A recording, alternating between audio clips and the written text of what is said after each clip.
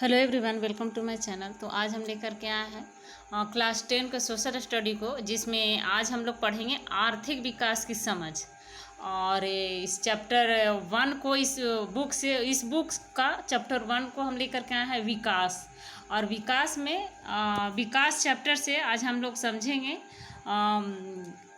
इसका नोट्स को देखेंगे विकास चैप्टर से, और इससे हम लोग समझेंगे कि विकास क्या है, विकास की अवधारणा क्या है, विकास क्या है। तो इस चैप्टर में देखते हैं, विकास को समझते हैं। तो विकास अथवा प्रगति की धारणा हमेशा से हमारे साथ है। हमारी आकांक्षाएं और इच्छाएं हैं कि हम क्या करना चाहते हैं और अपना जीवन कैसे जीना चाहते हैं। तो इसी तरह हम विचार रखते हैं कि कोई देश कैसा होना चाहिए, हमें किन अनिवार्य वस्तुओं की आवश्यकता है, क्या सभी का जीवन बेहतर हो सकता है। तो इसी के साथ आज हम लोग एनसीईआरटी बुक को विकास की समझ बुक से चैप्टर 1 को विकास को हम लोग देखेंगे। बहुत दिन से हम लोग एनसीईआरटी बुक नहीं देख रहे थे, तो आज हम लोग इस चैप्टर को शुरू किए हैं। तो इस बुक से विकास की समझ बुक से सारे चैप्टर को हम लोग लगातार रेगुलर देखेंगे, और हम एनसीईआरटी बुक को चैप्टर को हम रेगुलर लेकर के आएंगे। तो विकास क्या है? विकास अथवा प्रगति की धारणा हमेशा से हमारे साथ है। हमारी आकांक्षाएं और इच्छाएं हैं कि हम क्या करना चाहते हैं और अपना जीवन कैसे जीना चाहते हैं। तो इसी तरह हम विचार रखते हैं कि कोई देश कैसा होना चाहिए, हमें किन अनिवार्य वस्तुओं की आवश्यकता है, क्या सभी का जीवन बेहतर हो सकता है, लोग मिलजुल कर कैसे रह सकते हैं, क्या और अधिक समानता हो सकती है। तीन सब प्रश्न कई तरह का हमारे मन में उठता है। विकास इन सभी प्रश्नों का विचार करने और इन लक्ष्यों को प्राप्त करने के उपायों से जुड़ा है। जो ये हमारे मन में प्रश्न उठता है इस प्रकार का कि हमें किन अनिवार्य वस्तुओं की आवश्यकता है और हमें अपना जीवन कैसे जीना चाहिए, हम अपना जीवन कैसे जीना चाहते हैं।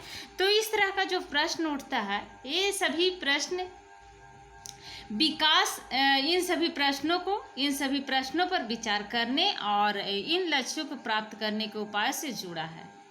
तो यह काम जटिल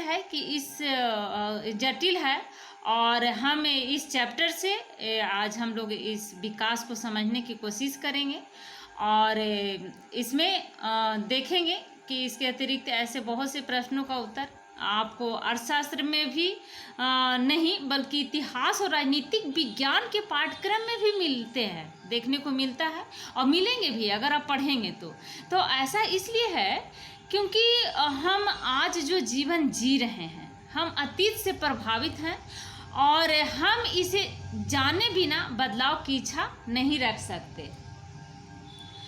तो इस तरह हम केवल एक लोकतांत्रिक राजनीतिक प्रक्रिया के द्वारा ही इन आशाओं और संभावनाओं को वास्तविक जीवन में प्राप्त कर सकते हैं। तो आइए देखते हैं, इसमें है आय और अन्य लक्ष्य। आय और अन्य लक्ष्य मेन टॉपिक है इस चैप्टर का। ज़्यादा आय, बराबरी का व्यवहार, स्वतंत्रता, काम की सुरक्षा, सम्मान व आदर, परिवार के लिए सुविधाएं, वातावरण आदि राष्ट्रीय विकास की धारणाएं निम्नलिखित है। पहला है विश्व बैंक की विश्व विकास रिपोर्ट 2006 के अनुसार 2004 में प्रति व्यक्ति आय जिन देशों में 4,53,000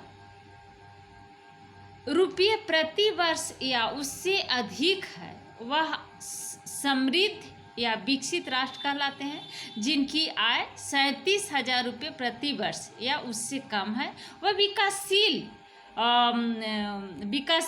देश कहलाते हैं। विकासशील यानी निम्न आय वाले देश कहलाते हैं। निम्न आय वाले देश कौन हो गया? जिनकी आय 37,000 रुपये प्रति वर्ष या उससे कम हो, तो निम्न आय वाले हो गए, यानी विकासशील देश जिसको बोलेंगे। और विकसित देश किसको बोलेंगे? ये 2006 के अनुसार है ये रिपोर्ट। 2006 विकास रिपोर्ट विश्व विकास रिपोर्ट 2006 के अनुसार ये जो दिया गया है आंकड़ा, यह 2006 के अनुसार है। तो 2004 में प्रति व्यक्ति आय जिन देशों में 4,53,000 रुपये प्रति वर्ष या फिर उससे अधिक है तो उसको विकसित देश कहते हैं, विकसित राष्ट्र कहते हैं। और जिनकी आय 37,000 रुपये प्रति वर्ष या उससे कम है वह विकासशील देश यानी निम्न आय वाले देश कहलाते हैं। यूएनडीपी द्वारा प्रकाशित मानव विकास रिपोर्ट के अनुसार राष्ट्रीय विकास का अनुमान लोगों के शैक्षिक स्तर, उनकी स्वास्थ्य स्थिति तथा प्रति व्यक्ति आय के आधार पर होता है। यूएनडीपी द्वारा प्रकाशित मानव विकास रिपोर्ट के अनुसार राष्ट्रीय विकास का अनुमान लोगों के शैक्षिक स्तर, उनकी स्वास्थ्य स्थिति तथा प्रति व्यक्ति आय के आधार पर होता है। तो आपके मन में विचार आ सकता है या फिर आप पूछ सकते हैं कि अगर विकास का अर्थ अलग अलग हो सकता है तो फिर कुछ देशों को विकसित और कुछ देशों को अविकसित कैसे कहा जा सकता है। कुछ राष्ट्र को हम विकसित राष्ट्र कहते हैं और कुछ राष्ट्र को हम अविकसित राष्ट्र कहते हैं। तो इससे पहले कि हम इस विषय पर चर्चा करें, आगे देखते हैं। तो इस विषय को हमें समझने के लिए हम सबसे पहले अपने क्लास को देखेंगे, अपने कक्षा में देखते हैं कि कक्षा में विद्यार्थियों को अगर हम देखें तो हम विभिन्न विद्यार्थियों की तुलना कैसे कर सकते हैं। उनमें ऊंचाई, स्वास्थ्य, प्रतिभा, रुचि के अनुसार अंतर होता है। हर एक विद्यार्थी एक समान नहीं होता है, हर एक विद्यार्थी में कुछ न कुछ डिफरेंस होता है, कुछ न कुछ अंतर होता है। तो हो सकता है कि सबसे स्वास्थ्य विद्यार्थी सबसे पढ़ाकू विद्यार्थी ना हो, सबसे बुद्धिमान विद्यार्थी जो हो सकता है मित्रतापूर्ण व्यवहार ना रखता हो, मित्रतापूर्ण व्यवहार वो नहीं रख पाता हो। जो सबसे बुद्धिमान स्टूडेंट है, सबसे बुद्धिमान विद्यार्थी है और सबसे स्वस्थ विद्यार्थी है, वो हो सकता है कि पढ़ाकू ना हो। तो इस तरह का डिफरेंस देखने को मिलता है। और हम विद्यार्थियों की तुलना कैसे करते हैं, हम जो मापदंड प्रयोग करेंगे वह तुलना के उद्देश्य पर निर्भर करेगा। तो खेलकूद टीम, वाद विवाद टीम, संगीत टीम या फिर पिकनिक के लिए टीम, सबके चयन के लिए अलग मानदंड होंगे। और फिर भी अगर हमें किसी उद्देश्य से कक्षा के विद्यार्थियों की सर्वांगीण प्रगति के बारे में मानक चाहिए तो हम उसे कैसे चुनेंगे। तो इसको समझने के लिए आइए हम इस तरह से समझते हैं। सामान्यतः हम देखते हैं कि व्यक्तियों की एक या दो महत्वपूर्ण विशेषताएं लेकर उनके आधार पर तुलना करते हैं। तुलना के लिए क्या महत्वपूर्ण विशेषताएं चुनी जाए, इस पर मतभेद हो सकता है। विद्यार्थियों का मित्रतापूर्ण व्यवहार और सहयोग भावना, तो उनकी रचनात्मक या उनके द्वारा प्राप्त अंक, ये सारे प्रश्न आ सकते हैं। यही बात विकास पर भी लागू होती है। देशों की तुलना करने के लिए उनकी आय सबसे महत्वपूर्ण विशिष्टता समझी जाती है। जिन देशों की आय अधिक है उन्हें कम आय वाले देश से अधिक विकसित समझा जाता है और यह इस समझ पर आधारित है कि अधिक आय का अर्थ है मानवीय आवश्यकताओं की सभी वस्तुओं का अधिक होना। जो भी लोग को पसंद है और जो उनके पास होना चाहिए वे उन सभी वस्तुओं को अधिक आय के द्वारा प्राप्त कर पाएंगे। इसलिए ज़्यादा आय अपने आप में एक महत्वपूर्ण लक्ष्य समझा जाता है। तो अब एक देश की आय क्या है? अंतर्दृष्टि से किसी देश की आय उस देश के सभी निवासियों की आय, यानी उस देश में जितने लोग रह रहे हैं वो सभी लोगों की आय, इससे हमें देश की कुल आय ज्ञात होगी। प्रत्येक व्यक्ति की आय से देश का कुल आय निकाला जाएगा और उसे प्राप्त होगा और उसे पता चलेगा कि हमारा देश विकसित देश है या फिर विकासशील देश है। लेकिन देशों के बीच तुलना करने के लिए कुल आय इतना उपयुक्त माप नहीं है, क्योंकि देशों की जनसंख्या अलग अलग होती है। कुल आय की तुलना करने से हमें यह ज्ञात नहीं होगा कि औसत व्यक्ति क्या कमा सकता है।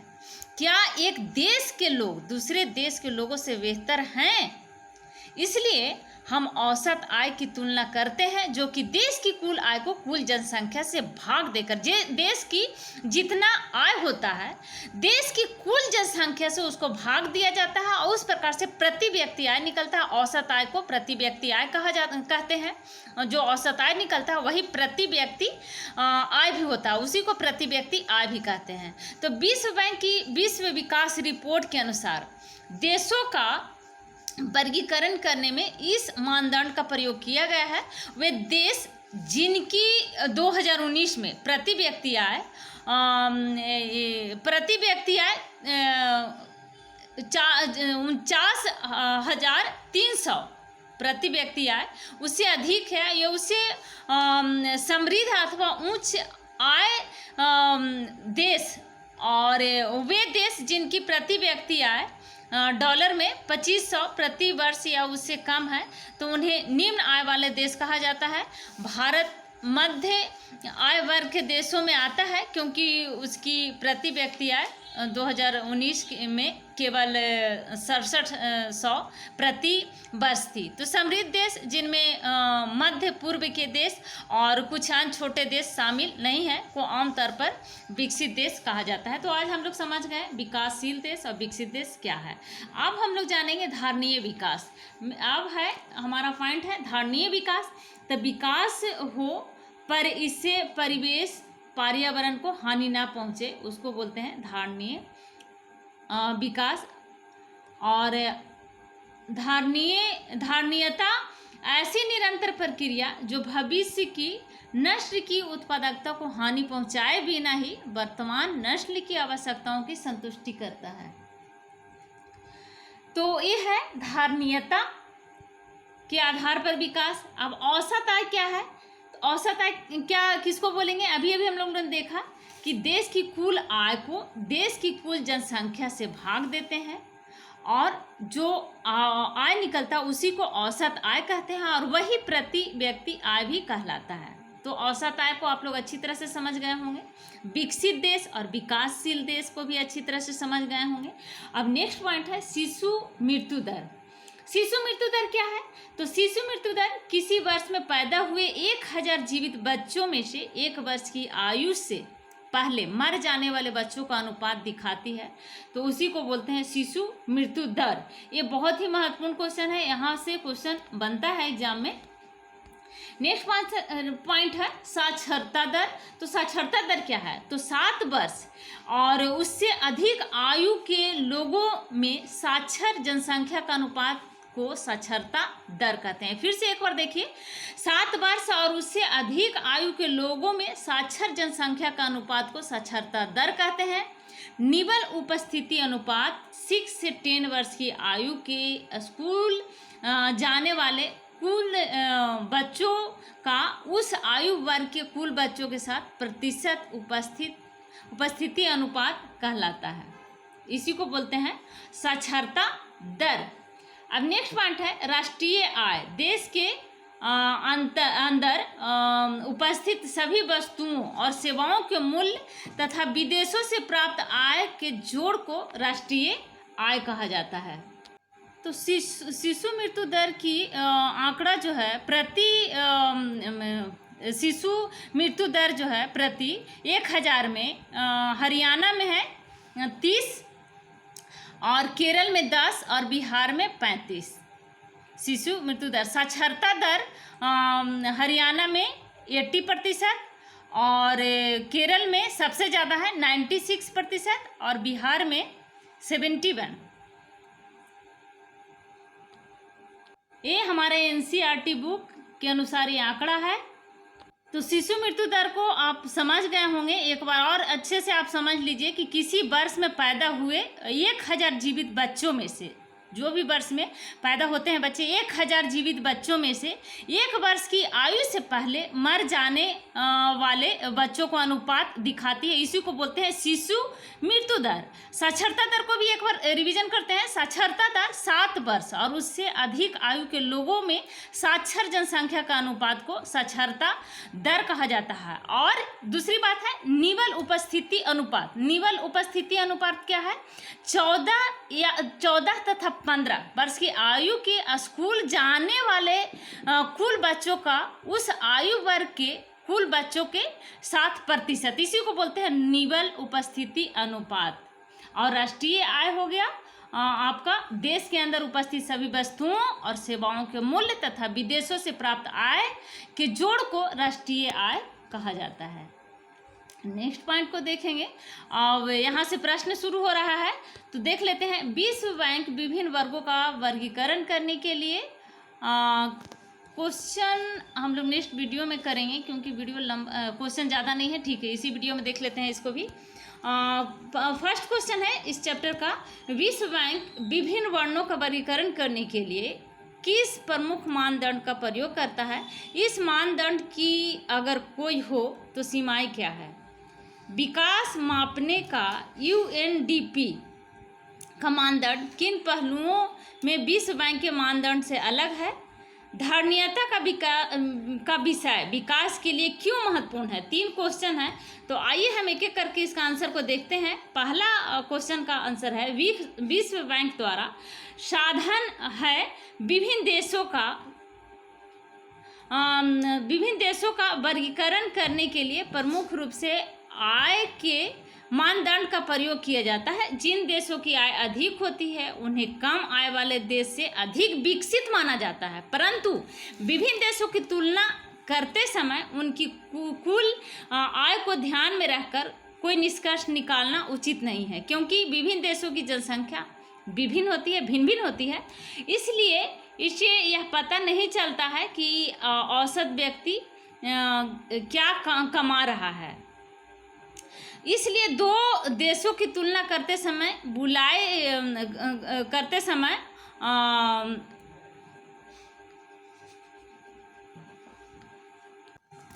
इसलिए कौन देश विकसित देश है और कौन देश विकासशील देश है, इसको जानने के लिए हमें प्रति व्यक्ति की आय, देश में जितने व्यक्ति हैं उनकी आय और देश की जनसंख्या, ये इसका भाग देते हैं तो औसत आय निकल जाता है, वही प्रति व्यक्ति आय निकलता है।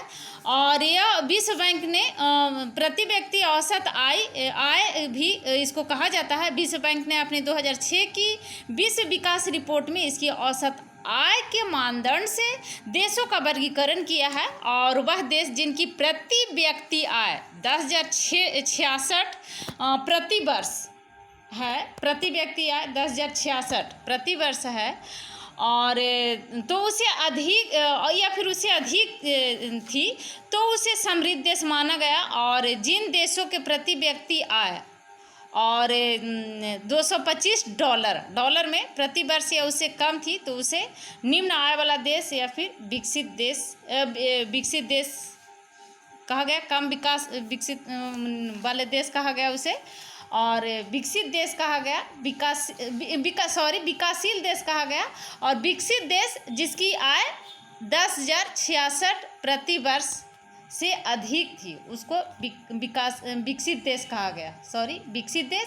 और विकासशील देश जिसको $825 प्रति वर्ष या फिर उससे कम थी उसको निम्न आय वाले देश या फिर विकसित देश कहा गया। विश्व बैंक में विभिन्न देशों के विकास की तुलना करते समय केवल आय के मानदंड को ही अधिक महत्व दिया है, परंतु यह मानदंड उचित नहीं है, क्योंकि एक बेहतर जीवन व्यतीत करने के लिए आय के अतिरिक्त भी कुछ अन्य चीज़ें की आवश्यकता पड़ती है। विश्व बैंक के वर्गीकरण से परे हटकर UNDP ने जो वर्गीकरण का मानदंड अपनाया है वह कहीं बेहतर माना जाता है। इसके द्वारा देशों की तुलना करते समय प्रति व्यक्ति आय के साथ साथ निम्नलिखित पहलुओं पर भी जोर दिया जाता है। वो पहलू है लोगों का वैश्विक स्तर, इस पे भी ध्यान दिया जाता है, इसको भी देखा जाता है। लोगों का स्वास्थ्य स्तर कैसा है, देश में जो लोग जितने भी लोग रह रहे हैं उस देश के लोगों की स्वास्थ्य स्तर कैसा है, तो इसको भी देखा जाता है। वर्गीकरण का यह ढंग अधिक उचित लगता है। और नेक्स्ट पॉइंट है कि धारणीयता का यह अर्थ है कि प्रकृति के विभिन्न साधनों का ऐसे प्रयोग ऐसे किया जाए कि उनका अस्तित्व समाप्त ना हो पाए। यदि हम प्रकृति के संसाधनों का बड़ी समझदारी और सूझबूझ से प्रयोग करेंगे तो हमें भी उनका लाभ रहेगा और हमारे आने वाली पीढ़ियों को भी उनका लाभ मिलता रहेगा। प्रकृति के पास हमारी सारी आवश्यकताओं की पूर्ति के लिए सब कुछ है, परंतु यदि कोई व्यक्ति अपने लालच में उनका शोषण करेगा तो यह साधन जल्दी समाप्त हो जाएंगे या फिर बर्बाद हो जाएंगे और हमारी आने वाली पीढ़ी के लिए कुछ नहीं बचेगा। तो ऐसी स्थिति कभी भी लाने का प्रयत्न नहीं करना चाहिए। लालच को तैयार कर हमें संसाधनों का उचित प्रयोग करना चाहिए ताकि हम भी भूखे ना रहे और आने वाले पीढ़ी भी भूखा ना रहे, इससे वंचित ना रहे। तो हमें अपने वन और जितने भी संसाधन हैं उसको शोषण से बचना चाहिए, नहीं तो धीरे धीरे पशुओं और पौधों की बहुत ही नष्ट हो जाएगी और आने वाले लोगों की उनकी सुंदरता और लाभ से वंचित रहना पड़ेगा। यदि ऐसा होता है तो यह हमारे लिए बड़ा दुर्भाग्य होगा, दुर्भाग्य की बात है और आने वाली जो पीढ़ियां होगी उनके लिए बड़ा हानि होगा। इसलिए हमें अपने संसाधनों का प्रयोग एक उचित मात्रा में करना चाहिए। तो मेन था इस चैप्टर में विकास क्या है, विकसित देश किसको कहेंगे, विकासशील देश किसको कहेंगे। तो इस चैप्टर का मुख्य पॉइंट वही था, शिशु मृत्यु दर क्या है, साक्षरता दर क्या है, औसत आय क्या है और राष्ट्रीय आय किसको बोलते हैं। तो ये थे आज के हमारे विकास चैप्टर से महत्वपूर्ण पॉइंट। इसके बाद हम लेकर के आएंगे विकास चैप्टर का पूरा डिटेल में, एनसीईआरटी बुक का जो चैप्टर है उसको हम पूरा डिटेल में लेकर के आएंगे। तो अगर अभी तक सब्सक्राइब नहीं किया है तो प्लीज़ इस चैनल को सब्सक्राइब करें, लाइक करें एंड शेयर करें। Thank you.